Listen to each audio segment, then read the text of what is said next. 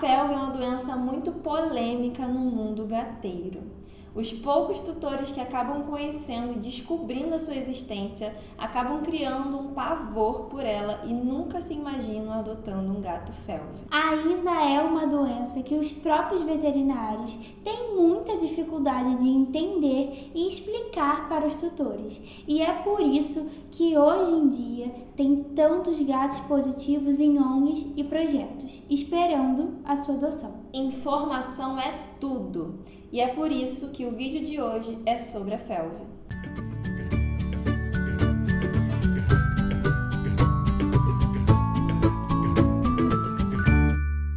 Antes de começar a explicar tudo sobre a FeLV, quero deixar um recadinho aqui para você que chegou no canal por conta desse vídeo. Não esquece de se inscrever e também ativar o sininho, porque a gente tem muito conteúdo interessante aqui no canal. E não esquece de deixar o like, comentar e compartilhar muito esse vídeo. Além de ser um tema muito importante, deu um baita de um trabalho pra gente conseguir estudar e entender a FeLV. Então nós vamos amar ver o feedback de vocês. Então, comenta aí, compartilha, curte, faz tudo. Lembrando, pessoal, que não somos veterinárias, mas a gente foi acompanhada por um médico veterinário especialista em felinos para trazer esse conteúdo para vocês. Ele revisou todo o texto, enfim, foi ele que nos ajudou com isso. E agora chega de recados e vamos pro vídeo, né? E primeiro de tudo, precisamos entender o que é a FeLV no mundo dos gatos. Sendo o menos técnica e simples possível, a FeLV é o vírus da leucemia felina. Ele prejudica diretamente o sistema imunológico dos gatos. E por isso, geralmente, gatos que são positivos para a FeLV precisam de um cuidado e um olhar mais dedicado do tutor. Mas calma, que isso não significa que gatos positivos vão precisar viver indo no veterinário ou então não vão aguentar viver por muito tempo. Existem muitas outras coisas importantes e que pode determinar como o vírus vai se comportar no corpo do gato. Vamos por partes. Como diagnosticar a FeLV? Existem 3 métodos disponíveis para descobrir se o gato é positivo ou não para a doença: o teste rápido, o PCR e a fluorescência. A gente não vai se aprofundar no último método porque ele é pouco usado para diagnóstico. Ele é mais voltado para acompanhamento da doença já diagnosticada. O teste rápido, o próprio nome já diz. Ele é feito na clínica e o resultado sai em apenas 10 minutos. O veterinário faz a coleta do sangue, pinga no SNAP que está por aqui, a foto vai estar aqui para vocês verem, e pinga também um reagente junto. E depois de alguns minutos, o resultado vai sair no SNAP, positivo ou negativo. Já o método PCR geralmente sai em 7 dias. O veterinário faz a coleta do sangue na clínica mesmo e o sangue é levado para laboratório. Mas agora que vem a dúvida mais cruel entre os tutores. Será que o resultado do SNAP é realmente confiável? E qual o método mais confiável? E é aí que tá. Não existe um método mais confiável, mas existe algo muito importante que os diferencia no momento do diagnóstico da doença. Acontece que no teste rápido, o que ele procura para ajudar o resultado é o vírus da FeLV circulante no sangue. Ou seja, no momento ali do teste, o vírus precisa estar circulando no sangue. E no caso do PCR, ele procura o vírus no RNA e no DNA do gato. Calma, eu sei que é muita coisa para vocês absorverem e entenderem, mas logo as coisas vão ficar mais claras para vocês. Falando de formas de contágio, como um gato pode se contaminar com o vírus da FeLV? A FeLV é transmitida através da lambedura. Precisa haver uma troca entre saliva do gato positivo com o gato negativo. Não é um vírus que sobrevive muito tempo no ambiente, mas também não é muito bom reutilizar comedouros, porque dependendo do material, pode ser muito difícil de você conseguir higienizar 100%. Fora isso, qualquer desinfetante consegue eliminar o vírus tranquilamente do ambiente. Outra forma de contágio é a transplacentária ou durante a amamentação e que a mãe está ali cuidando do filhote. Mas isso nós explicamos depois que falarmos das formas infecciosas da FeLV. E aí vocês vão conseguir entender o porquê é tão importante testar todos os gatos. Dependendo da cepa, o vírus da FeLV pode causar anemia, linfoma, baixa de plaquetas e baixa de células de defesa. Todos esses sintomas estão relacionados à medula óssea, porque o objetivo do vírus é progredir até chegar a ela, que é onde guarda os glóbulos brancos, vermelhos, onde produz hemácias e as células de defesa. Uma coisa muito importante que ninguém te conta são as formas infecciosas da FeLV. Vamos falar um pouco assim, menos técnicas, porque até pra gente entender foi um pouco difícil. Inclusive, queremos agradecer muito ao Dr. Valdemar, lá da The Cat from Ipanema, que nos orientou, nos auxiliou, ajudou em tudo pra gente entender sobre a FeLV e sobre esse tópico que a gente não sabia. Vamos por partes. Imagina que um gato entrou em contato com um gato positivo para FeLV. O vírus, então, ele toma a orofaringe e procura pelos linfócitos, que são as células de defesa do corpo do gato. A partir daqui existem 3 tipos de formas infecciosas: a abortiva, regressiva e a progressiva. Na infecção abortiva, o gato tem contato com o vírus da FeLV, o vírus toma a orofaringe, mas o sistema imunológico do gato não deixa ter a replicação primária. Ele não toma os linfócitos. Essa é a chamada infecção dos sonhos. Porque mesmo com o gato tendo contato com o vírus da FeLV, o sistema imunológico consegue barrar a progressão do vírus e o aborta. Esse gato pode ser imune à FeLV ou não. Pode ser que o sistema imunológico tenha conseguido barrar a FeLV dessa vez.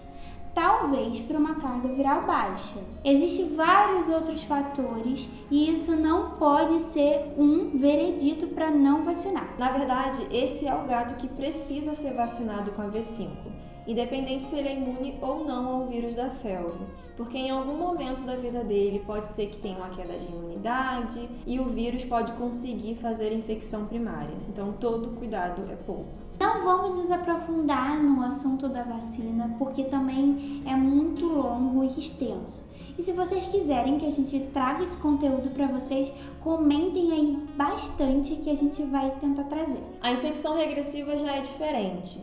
O vírus toma a orofaringe, ganha corrente linfática, faz a impregnação no DNA do gato, mas o sistema imunológico segura o vírus e não passa disso. Ou seja, ele não apresenta sintomas da FeLV e se torna um gato assintomático, mesmo tendo o vírus da FeLV guardado no seu DNA. Esse gato geralmente vai dar negativo no teste rápido e positivo no PCR, porque como explicamos, o teste rápido ele procura o vírus circulante no sangue, já o PCR não, ele procura no RNA e no DNA do gato. Mas aí vocês podem se perguntar, esse gato vai ficar regressivo para sempre?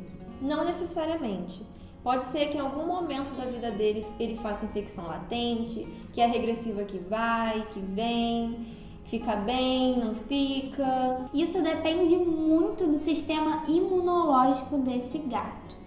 O vírus não consegue chegar no objetivo, que é a medula óssea, mas de vez em quando faz uma viremia. Por estresse, mudança no ambiente, algum problema comportamental ou talvez até uma outra doença que fez a imunidade dele cair.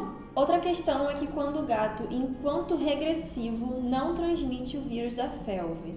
Mas, gente, é impossível a gente determinar exatamente quando o gato está regressivo. Pode mudar do dia para a noite, mesmo que você faça exame a cada um mês, a cada uma semana. Essa informação só serve para você entender como que a FeLV se comporta nos gatos. Não tira e não exclui a necessidade dos cuidados com os gatos negativos. Na infecção progressiva, o gato tem contato com o vírus, faz a infecção primária, impregnando o DNA, só que dessa vez o sistema imunológico dele não consegue barrar, então o vírus fica circulante. Além desse gato transmitir a FeLV, tem mais chances de apresentar sintomas com mais frequência. é o gato que vai dar positivo em todos os testes. Se vocês perceberem, o que influencia diretamente como o vírus vai se comportar no corpo do gato é o sistema imunológico dele, além do tipo de cepa que determina a agressividade do vírus. É uma cepa que faz anemia, linfoma, as duas coisas. Quanto maior a carga infectante, mais força esse vírus vai ter contra aquele sistema imunológico e mais fácil vai ser de transformar esse gato que era regressivo em um progressivo. Ele vai fazendo viremia até finalmente progredir ao ponto de fazer infecção secundária e chegar na medula óssea. Sabe aquele teste de FIV e FeLV que você faz e fica em dúvida porque o resultado dá positivo no teste rápido e negativo no PCR? É por conta do tipo de infecção. Agora as coisas ficaram mais claras, né? Na regressiva, o gato tem apenas o vírus guardado no DNA. E como o teste rápido procura o vírus circulante no sangue, esse teste sempre vai dar negativo. Já na progressiva, o gato tem o vírus no DNA e circulante no sangue. Tudo depende do histórico e de como a FeLV está se manifestando no corpo dele. Você acabou de resgatar um gato de rua. O primeiro teste não pode ser o veredito para o negativo, porque se esse gato aparentemente saudável entrou em contato com o vírus ainda na rua, o teste pode dar um resultado falso. Vamos fazer um vídeo só falando do nosso protocolo com o teste de FIV e FeLV aqui no projeto. Mas já adiantando para vocês, nós geralmente não testamos os gatos assim que eles chegam. A gente espera uns 30 dias aí e só misturamos eles entre si depois de vacinados. Assim, evitamos que algum teste tenha dado um resultado duvidoso e a gente acaba não colocando em risco também aqueles que estão desprotegidos. Mas voltando ao tópico, nós recebemos muitas mensagens de seguidores perguntando se o método de PCR é realmente o mais confiável e qual a idade certa de testar um gato. E foi o que o Dr. Valdemar nos explicou. O teste rápido, ele é ali uma ferramenta que a gente tem na clínica. O gato está doente, tem todos os sintomas relacionados à FeLV? Testa.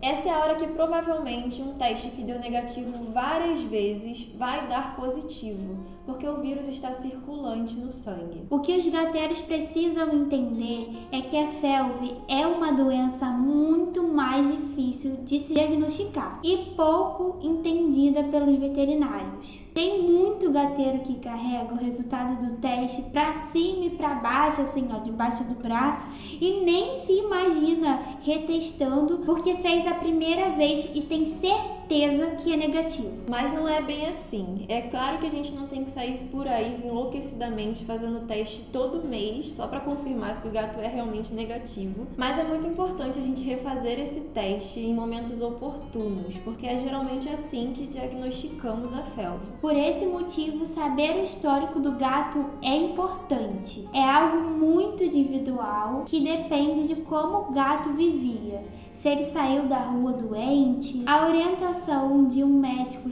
veterinário especialista em felinos é fundamental nesse momento para dizer como o protocolo do teste deve ser feito. Aí voltamos àquela questão dos gatos nascerem positivos para FeLV. Meninas, acabei de resgatar uma gata grávida. Se eu testar ela, eu preciso testar os filhotes?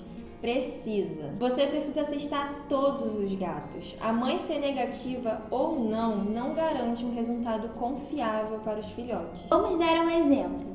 Mesmo que a mãe seja positiva para FeLV e na gestação e amamentação ela estiver regressiva, não tem vírus circulante, ela não transmitiria a FeLV para os filhotes.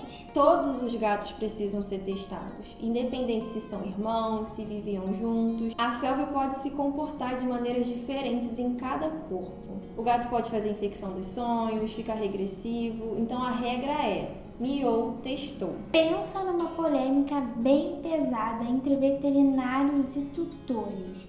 Gatos positivos para FeLV podem conviver com gatos negativos? Já fizemos um papo gateiro muito legal com a Gabi do Gato é Vida, que tem 32 gatos, dentre eles positivos. Eu vou deixar o link aqui na descrição para vocês que ainda não assistiram para ver esse vídeo, porque sim, gente, Tem gateiro que tem sim gato positivo com gato negativo, sim. E isso é possível graças à vacina V5, que imuniza 4 doenças mais a felve. E é aí que entra a grande polêmica. A vacina é realmente confiável? Gente, não queremos ler comentários negativos de pessoas dizendo que não imuniza, enfim.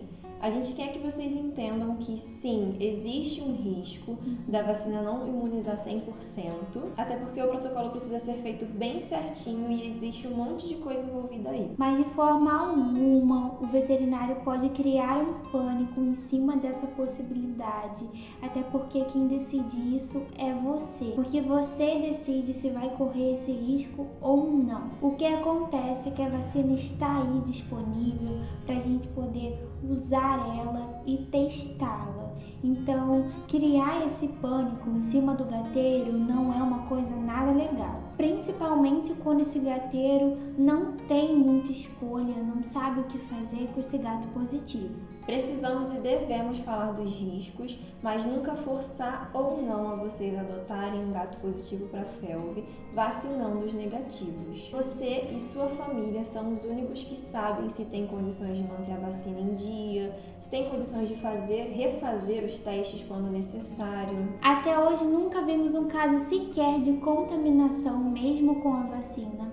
E particularmente, nós apoiamos esse tipo de adoção. Convivemos com todos os tipos de gatos, é o que mais vemos.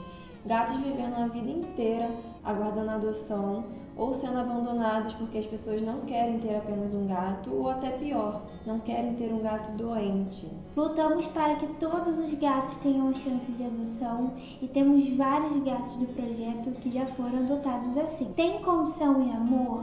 Quer assumir o risco? Vá em frente. Só você pode decidir isso. Mas meninas, e positivo com positivo? Não é recomendado, mas é a mesma questão da vacina. Unir 2 gatos positivos pode potencializar o vírus. Se o gato que você já tem a cepa de anemia e o novo adotado tem a cepa de linfoma, unindo os dois o vírus pode potencializar, ou seja, um vai ter a cepa do outro, mais a que já tinham. Infelizmente não existe um teste em consultório que determine qual é a cepa. Somente estudos em níveis de universidades, mas é a mesma coisa que o caso da vacina. Se você quer correr o risco de juntar os 2 felves, dar um lar amoroso para eles, trazer felicidade e adotar, tá tudo bem. O mais importante é entender qual o temperamento do gato. Ele é territorialista? Ele é um gato que gosta de companhia? Quais as necessidades dele dentro do ambiente? Se for um gato que adoraria ter irmãos e o privar disso, separando em um quarto diferente, não é uma vida saudável. Uma companhia para um gato assim pode ajudar bastante, até mesmo na redução do estresse. Mas claro, tudo isso depende do temperamento de cada gato para viver uma vida saudável, bem e feliz. E por fim, para acabar esse vídeo, que já deve estar enorme, a gente lê muita mensagem de vários gateiros em pânico porque descobriram que o gato é felve e o veterinário falou coisas absurdas sobre a situação inteira e deixou ele com mais medo ainda. A primeira coisa que a gente faz e que a gente manda para essa pessoa, e a gente fala aqui para vocês, se acalme, tenha calma. Se você chegou até aqui porque o seu gato testou positivo e você está completamente desesperado sem entender o que fazer, parabéns! É isso que todo gateiro deveria fazer, pesquisar. Conversar com pessoas que têm gatos felves também ajuda muito. Isso nos transforma em mais humanos e compreender a doença e como ela se comporta em cada corpo dos gatos faz uma diferença enorme. Temos muitos veterinários despreparados em clínicas veterinárias dizendo para os tutores, que gatinhos positivos para felve vivem pouco ou que vão viver doentes, e não é bem assim. Tudo depende de como o sistema imunológico do gato vai ali lidar com a felve. Normalmente eles precisam de um ambiente mais calmo, tranquilo, sem estresse, sem muitas mudanças no ambiente. O tutor precisa também ter um olhar assim bem dedicado para saber nos pequenos detalhes se tem alguma coisa que mudou, que tá diferente. A parceria com o veterinário, gente, é muito importante. E até ter um veterinário especialista em felinos para acompanhar esse gato é fundamental. O tutor de um gato positivo para felve precisa que tenha um veterinário ali sempre para acolher ele, conseguir indicar as melhores coisas que precisa ser feito, para entender também que esse tutor provavelmente está tendo agora o seu primeiro gato positivo para felve e está totalmente perdido nesse mundo, né? E precisa de um acolhimento e não de pânico. E o mais importante, felves não precisam de suplementação imunológica, eles não precisam ir ao veterinário uma vez ao mês, uma vez na semana, enfim, eles precisam de muita compreensão e muito amor. A felve é sim uma doença muito triste que pode sim levar os gatos bem cedo, mas de forma alguma ela é uma sentença de morte. Uma alimentação super premium, cuidados com o estresse, orientação de um veterinário especialista em felinos, gatificação. Pois é,